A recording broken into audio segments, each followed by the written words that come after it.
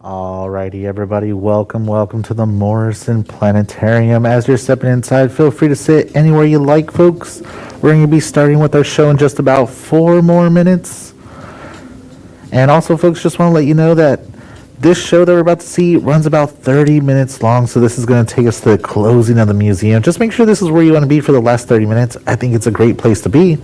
And we have some fun space trivia questions up on screen. Try to see how many of those you can get correct before the show starts. But otherwise, we're going to get started with our show in just about 4 more minutes, so thank you for hanging out, everybody.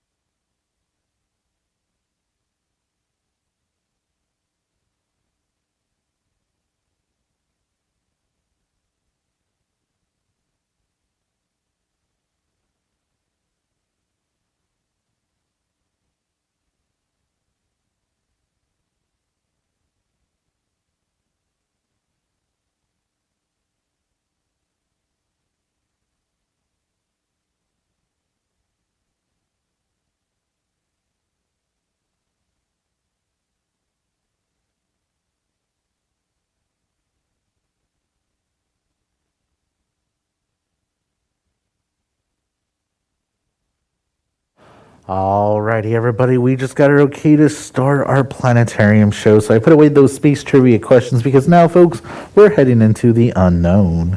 Ooh. And welcome everybody to the Morrison Planetarium. Really quickly, I just want to introduce myself. My name is Christian. I want to be your planetarium presenter. And just a heads up, I'm not just a voice coming out of the walls. I'm a person standing right behind you at the very top of the planetarium. Hey, how's it going, everybody? Good to see you. Don't hurt your necks, though. Look forward into the dome before you. That's where the whole show is going to be. Everything that you see in purple is going to be one really big screen, thanks to the help of 6 different projectors hidden throughout our planetarium dome. If you're looking for our projector system, it's hidden just below that purple glow. And folks, I'm happy to announce that the show that we're doing right now is my personal favorite. This one's called Tour of the Universe, and it's so cool. Pretty much with this show, I'm going to be talking for the next 30 minutes, so this show's completely live. I'm going to fly us through space, and we're going to be starting off pretty close to the Earth, and we're going to be zooming all the way out to the very edge of the observable universe. So hopefully by the end of the show, you won't have an existential crisis of where we are in space. But just a heads up, we're pretty small in the grand scheme of things. And before we get started with the show, I do have to go over some quick house rules just so that we're all on the same page and have an enjoyable time. First off, folks, there's no food or drinks allowed in. If you brought any snacks, make sure those are put away till the end. We want to keep the theater nice and clean. Thank you for doing so. Also, if you happen to have any cell phones, smartwatches, anything that produces really bright white light, now is a good time to put that away for the next 30 minutes, as this could be very distracting and takes away from the planetarium show experience. And folks, if you need to leave early for any reason, the exits are always going to be at the very top of the planetarium, so always make your way up the stairs to exit. And we understand that the staircase is very steep for some folks.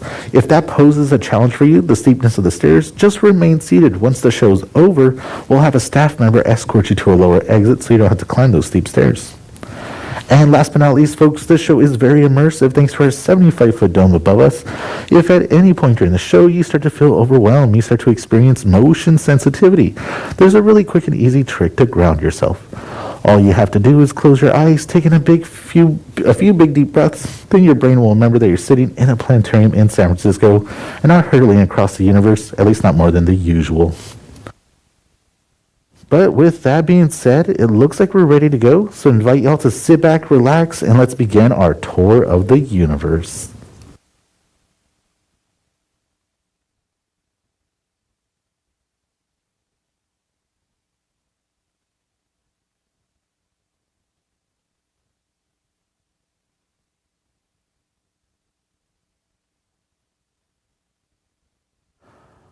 All right, folks, as I mentioned, we're going to be starting off pretty close to the Earth, but we're starting just above it here at this really incredible spacecraft called the International Space Station, or the ISS for short.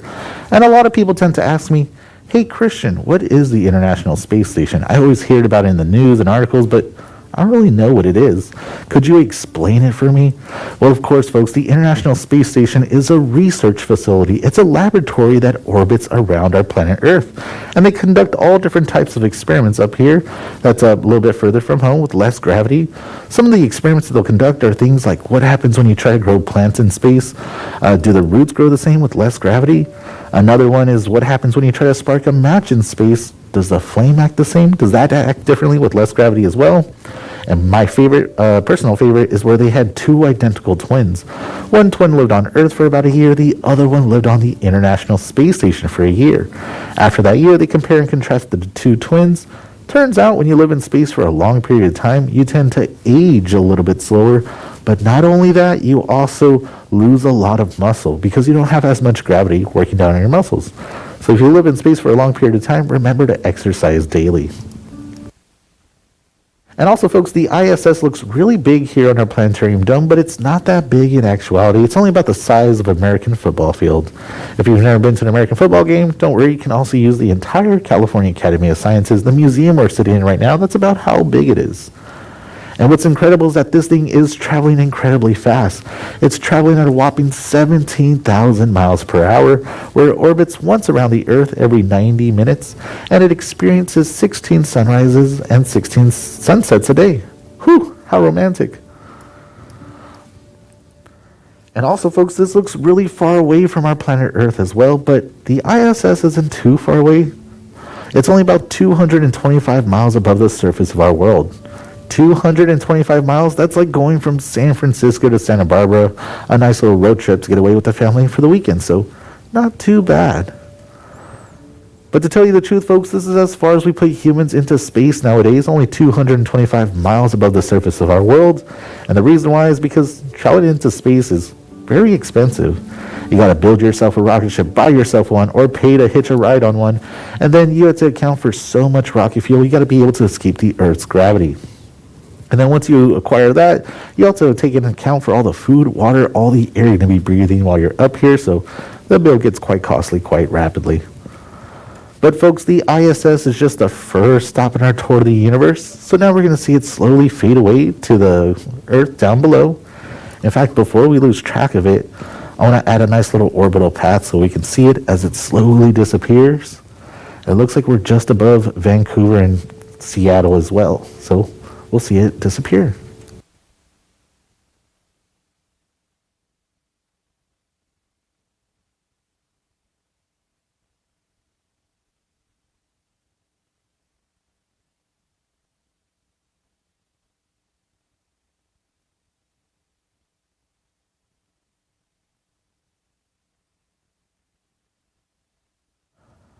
Alrighty, folks, we're now able to see our entire planet Earth from this perspective.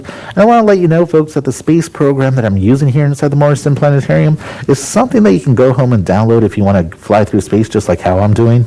The space program that we're using is called OpenSpace. So if you go to your favorite search engine, type in OpenSpace Project, you'll come across a link where you can download this and you can fly through space. But just a heads up, OpenSpace isn't finished yet. It's in its beta phase, so we may come across a few bugs and glitches. If we do, I'll point them out. Hopefully we can look past them. And also, folks, OpenSpace uses a whole lot of processing power and information, so if you have an older computer, you may not want to download it. It may overwhelm your computer. It takes up a lot of storage space as well. But if you have a newer computer, a gaming computer, give it a try. It's a whole lot of fun. But if you're a person like me that doesn't want to download anything, you just want to fly through space because it's so cool, well, there's another great alternative program called NASA's Eyes. Just like the human eyeball, type in NASA's Eyes, don't have to download anything, and you can fly through space, and it's so much fun. But in here, we're using OpenSpace. But now that we got a sense of what we're using, let's make our way over to our nearest natural neighbor to us in space, the moon. And folks, we humans have been to the moon before. This was between 1969 and 1972, thanks to NASA's 6 Apollo space missions that brought a total of 12 incredibly lucky guys to walk on the surface of the moon. They got to conduct science, and of course they had some fun up here as well. They got to play some golf. But again, the last time we sent humans to the moon was 1972, a little more than 50 years ago or so.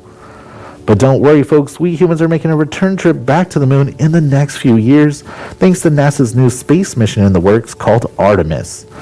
Pretty much with Artemis, NASA wants to send humans to Mars. But before we send humans deep into our solar system, we gotta figure out how we're gonna be living out here in space. And the moon is the perfect stepping stone to how we're gonna be figuring out the logistics of that. And what's really cool is that they're going to be sending the first woman to the moon, but not only that, they're also going to be sending the first person of color to the moon, but not only that, they're also going to be setting up lunar bases throughout the moon.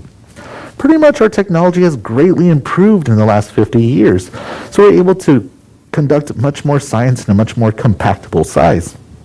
And one place that we definitely want to set up a lunar base is the south pole of the moon. The reason why is because we found ice there, and ice is going to be very helpful when you're out here away from home. You can melt that ice, pass electricity through it, separate the hydrogen and the oxygen, and again, both that stuff's very valuable when you're far from home. But again, folks, look out for any news about Artemis in the coming years. We humans should be heading back to the moon relatively soon. And folks, sometimes when you're looking at the moon here from Earth, the moon feels incredibly close. Feels like you can reach out your arms and touch it. But the moon's incredibly far away. It's about 240,000 miles away from our planet.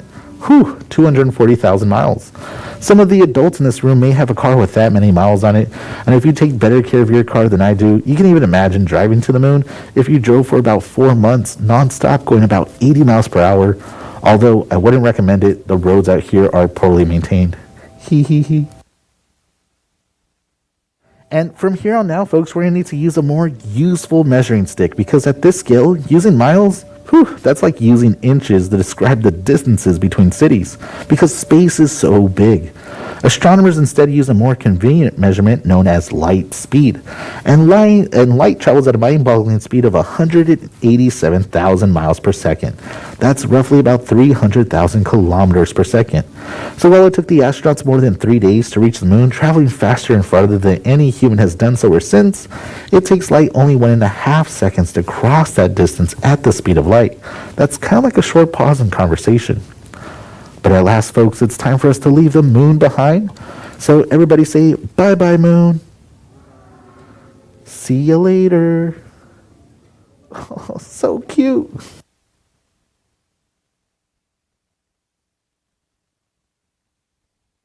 And now, folks, just like how we saw earlier with the International Space Station, we're going to see the moon and the Earth in their orbits as they start to slowly fade away.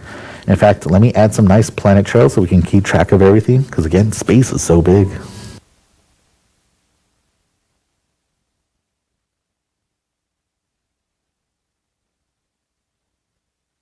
And folks, on our journey today, we're going to be traveling much faster than the speed of light. We're going to be traveling at the speed of the human imagination, thanks to computer models like OpenSpace showing us the most accurate images and information available to us.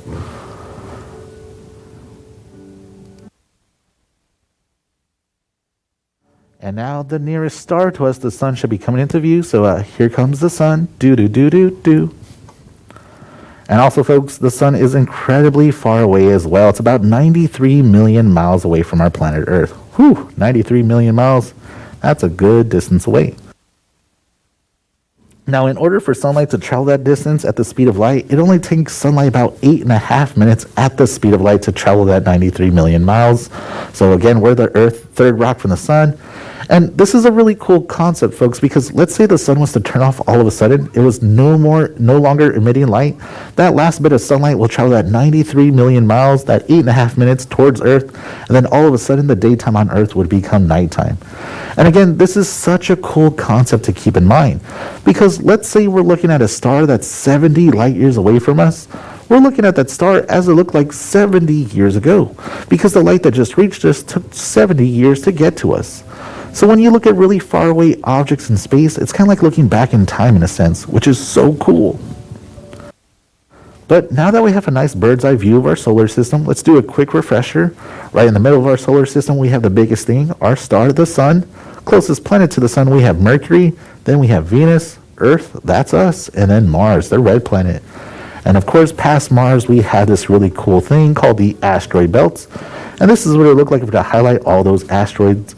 There's roughly about 1 million asteroids in the asteroid belt. And then past the asteroid belt, you have the really big planets, the gas giants, the Jovians. We've got Jupiter, the largest of them all, right behind. Saturn, famous for its rings. And then over here we have the icy gas giants, Uranus, the funny one, and Neptune. And of course, we can add everyone's favorite and lovable dwarf planet, Pluto. So here comes the orbit of Pluto on the right side of our screen over here. And a lot of people don't realize that Pluto hangs out here in this outer part of our solar system called the Kuiper Belt. And a few of you are probably wondering to yourself, what's the Kuiper Belt? I've never heard of that before. Well, folks, this is the Kuiper Belt.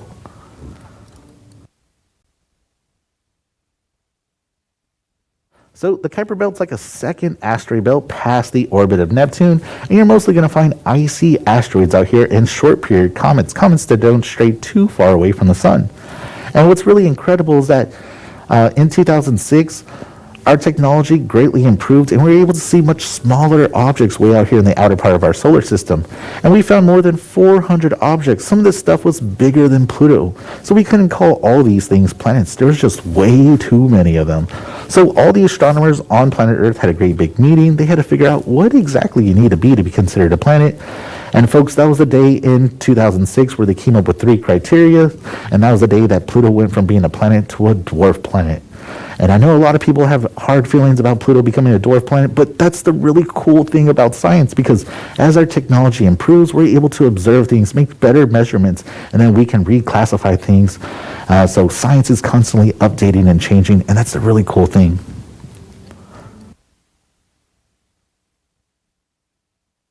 But I want to put away the Kuiper Belt because that's just a whole lot to look at. And I want to be adding on screen some of the many different spacecrafts we sent out in the 1970s to explore our solar system. And now on screen we have the trajectories of Pioneer 10, Pioneer 11, Voyager 1, and Voyager 2, and the latest of them all, New Horizons, which did a quick flyby of Pluto in 2015. You can see that interaction by Pluto. And all of these spacecrafts are all traveling fast enough to escape the sun's gravity and leave our solar system behind. But even the most distant of these robot adventurers, Voyager 1, has not traveled as far as light travels in a single day. In order for sunlight to travel to the orbit of Pluto, it takes sunlight about 5 hours at the speed of light. 5 hours. Whew, that's a good distance away. But now, folks, it's time for us to leave our planetary scale behind us, because now we're going to be heading out into interstellar space, the space between the stars. Distance now becomes so immense, it's going to take us about 4 years at the speed of light just to reach the next star system to us, the Alpha Centauri system.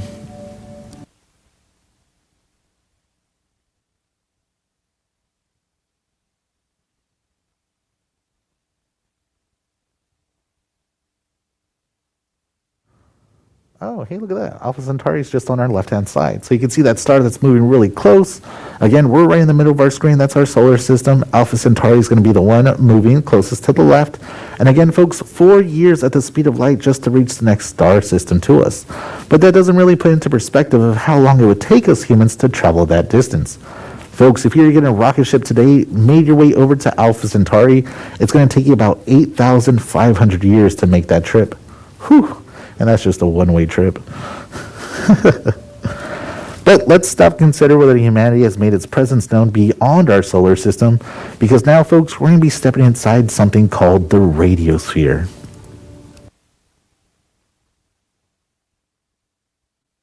And again, we're now inside something called the radiosphere, and this represents the current limits of the most distant radio signals humanity has ever broadcasted, or rather leaked into space, and it extends about 90 light years in all directions, emitting out from the Earth. This first began in the early 1930s with strong radio waves, early television, radar signals, and then later, the detonation of atomic weapons. All this stuff is emitting electromagnetic radiation strong enough to escape the Earth's ionosphere. And folks, humans were broadcasting well before that, before the 1930s, but the earliest radio was not quite powerful enough to escape the Earth. And since all these signals are electromagnetic, they are traveling at the speed of light. So this is kind of like humanity's electromagnetic footprint in the universe. And of course, the radiosphere is constantly expanding at the rate of 1 light year per year. So is anybody out there listening? And now, folks, I'm going to be adding some many markers onto the screen. These many markers indicate some many thousands of stars astronomers have discovered over the last 30 years, which has at least one or more planets orbiting around them. We call these planets exoplanets, and we're looking for any of them that are Earth-like with conditions suitable for life as we know it. So far today, we found more than 5,000 confirmed exoplanets in the nearby vicinity to us, 5,000 of the world's besides our own. And that 5,000 number is going to be increasing as the years continue, because we have space telescopes where their whole purpose is to find as many exoplanets as possible. In fact, if you look towards the center of our screen, you can see that we point our space telescopes in that one direction, and we found a whole heap of exoplanets. So as you can imagine, as they scan more and more of the night sky, we'll be finding exoplanets left and right. Now, to say if any of them are Earth-like with conditions suitable for life as we know it, well, we cannot answer that question quite yet. Pretty much new space telescopes are being developed for that exact purpose, so we've got a little while before they're launched into space and conducting science. But the more important point here is that quite a few of these planetary systems are within that 90 light-year limit of our radiosphere and could have potentially received our signals. However, since radio waves travel at the speed of light, if there is anybody that's out there able to listen in and answer back, the communication delays between hellos could be decades in time.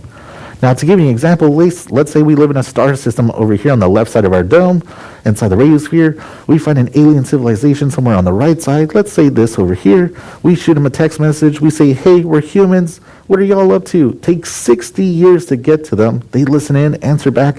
Another 60 years to get their return message. Folks, that is a 120-year conversation in the making. And I can barely wait for a text message from my friend. Hee hee hee. But of course, folks, planetary systems beyond the radiosphere more than 90 light years away have not heard from us yet, but eventually they will, as the radiosphere is always growing, but it becomes weaker as it does.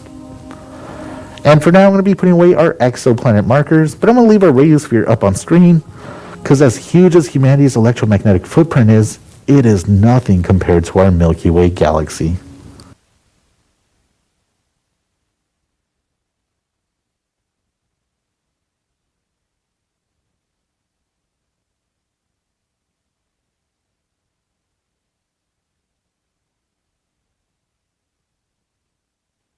All right, folks, we're now looking down on our Milky Way galaxy, and I've got to ask, can anybody see their house from here?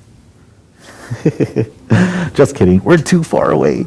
And folks, our Milky Way galaxy is so incredibly huge, if you wanted to cross it from one side to the other, it's going to take you about 130,000 years at the speed of light. It is big. And the Milky Way is so huge, we estimate that there's at least 300 billion stars in our galaxy. If our recent discovery of so many exoplanets just within our small neighborhood and this vast star city is any indication, there could be billions of planets and potentially millions of Earth-like planets throughout our single galaxy. And before we leave it, I want to show you what it looks like from the side. You're going to notice that our Milky Way galaxy kind of looks like a big flat pancake. It kind of looks like a frisbee in space. And this is going to come important in a little bit later on in the show, because when scientists and astronomers want to learn about the universe, it's so much more easier for them to point their telescopes galactically north and galactically south, instead of looking through the plane of the Milky Way right towards the middle, where you have stars, planets, gas, debris, things that block their view of the universe. So again, we like to point our telescopes galactically north and south. Keep that in mind. That's going to come important in just a little bit.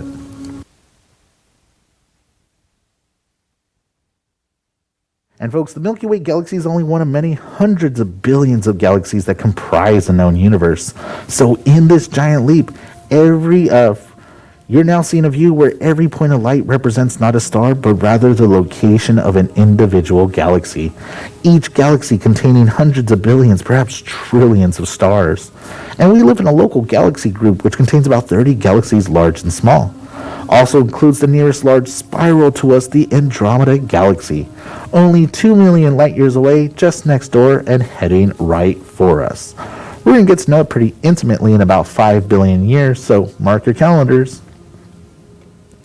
And as we continue expanding out, folks, you're now going to realize that galaxies are not evenly distributed throughout space. Instead, galaxies like to clump together in large groups and clusters, or they create voids where there's very few or no galaxies at all. So we can see a nice galaxy clustering towards the center. We can see some towards the bottom of our screen as well. We can see very few galaxies towards the top of our dome. So you can kind of think of galaxies like people. They like to hang out together, or they like to avoid each other. And folks, this picture that we're now looking at represents the closest 30,000 galaxies to us in a space over 300 million light years across. We got to give thanks to an amazing astronomer by the name of Dr. Brentoli, who worked at the University of Hawaii and compiled this amazing representation over decades of time with other astronomers working aside him. So big shout out to Dr. Brentoli. I love flying through this galactic map. But now, folks, we have automated systems that are mapping even the most distant galaxies. So now we're about to see the very large-scale structure of the universe.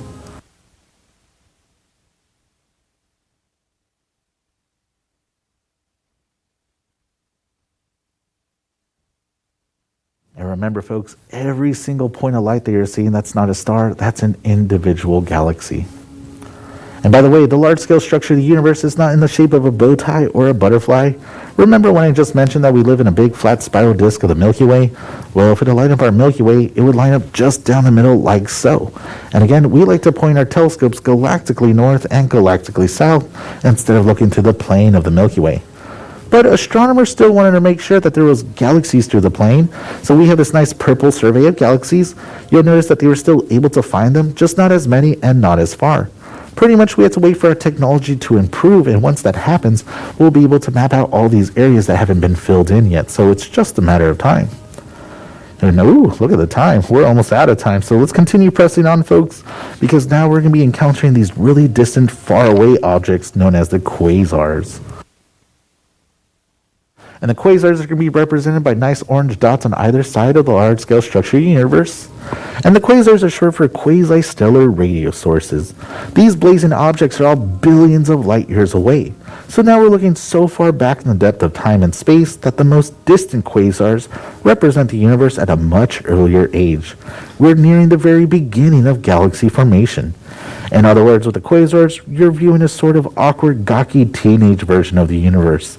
And before there was a teenager, there was a baby. So let's press back to a time before quasars, before planets, stars, and even galaxies began to form. Folks, we're about to see the very edge of the observable universe.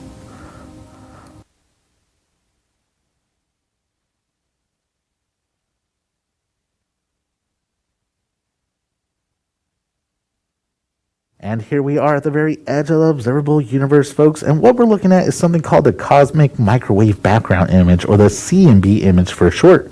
And all evidence indicates that the universe that we live in is about 13.8 billion years old.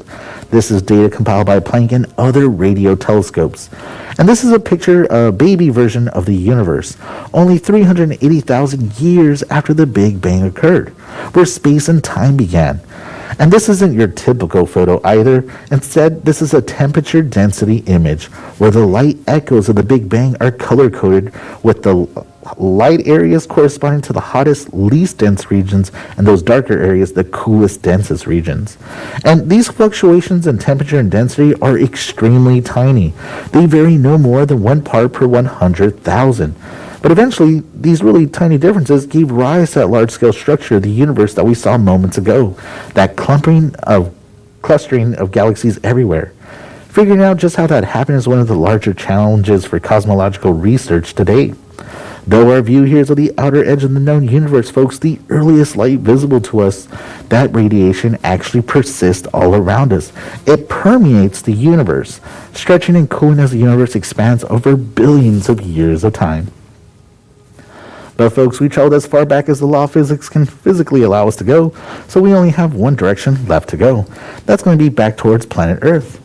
So let's find a nice entry point through all these quasars and galaxies. Ooh, this looks like a good spot. And let's make a return trip back to planet Earth, everybody.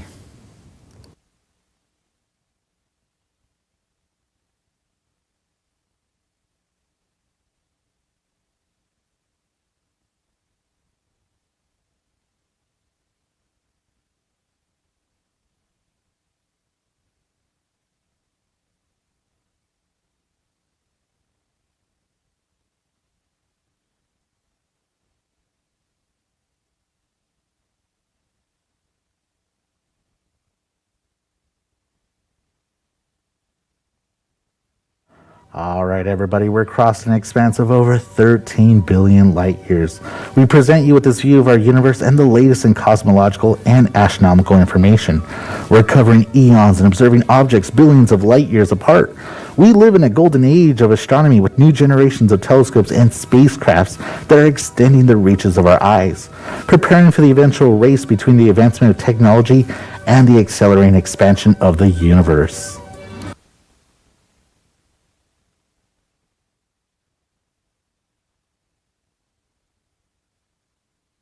And with that thought, folks, I want to remind you all that astronomy is for everyone. You don't need to be a rocket scientist to enjoy the beauties and wonders of our universe. All you need is the night sky, and if you can, get away from the lights of our cities and look up. Even a good pair of binoculars makes for a decent first telescope, and there's astronomy clubs all around the world that invite people just like you to peer into their telescopes and see into the great beyond, allowing you to partake in the wonders that our universe has to offer. Now, astronomy as a hobby can offer an endless supply of satisfaction, and I do hope you'll join us, those who dream amongst the stars.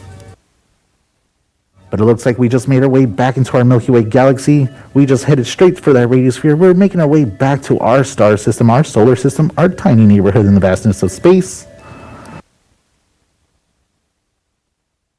And now, folks, we're about to pass those spacecrafts we sent out in the 1970s to explore the solar system, passing the orbit of Pluto and the Kuiper Belt region, and making our way to the third rock from the sun, our homeworld, our little blue marble, planet Earth.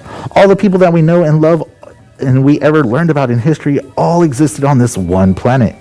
And now, folks, we're about to pass the orbit of the moon, the furthest we've ever sent humans out into outer space. And as we make our final approach back to planet Earth, folks, this is going to be the end of our Tour of the Universe show.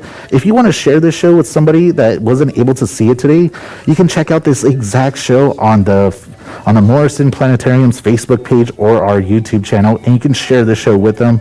But otherwise, it looks like we made it back home safe and sound, just in time for dinner time. And that's all the time we have today, folks. Thanks for stopping by, and make sure to get home safely.